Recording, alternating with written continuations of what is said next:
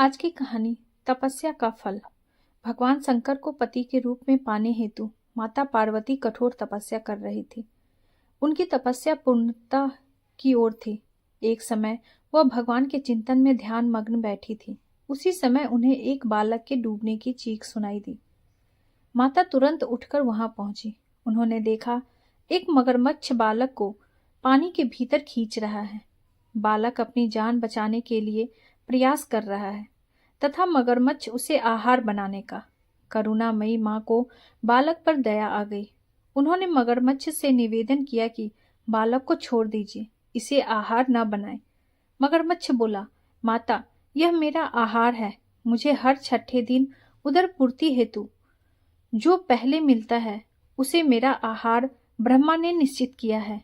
माता ने फिर कहा, आप इसे छोड़ दें, इसके बदले मैं अपनी तपस्या का फल दूंगी। ग्रह ने कहा, ठीक है। माता ने उसी समय संकल्प कर अपनी पूरी तपस्या का पुण्य फल उस ग्रह को दे दिया। ग्रह तपस्या के फल को प्राप्त कर सूर्य की भांति चमक उठा। उसकी बुद्धि भी शुद्ध हो गई। उसने कहा, माता, आप अपना पुण्य वापस ले लें, मैं इस बालक को यूं ही छोड़ दूंगा। माता ने मना कर दिया और बालक को गोद में लेकर ममतामयी माता दुलारने लगी। बालक को सुरक्षित लौटाकर माता ने अपने स्थान पर वापस आकर तप शुरू कर दिया। भगवान शिव तुरंत ही वहां प्रकट हो गए और बोले, पार्वती, अब तुम्हें तप करने की आवश्यकता नहीं है। हर प्राणी में मेरा ही वास है।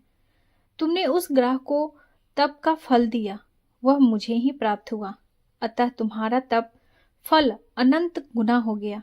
तुमने करुणावश द्रवित होकर किसी प्राणी की रक्षा की, अतः मैं तुम पर प्रसन्न हूं और तुम्हें अपनी पत्नी रूप में स्वीकार करता हूं।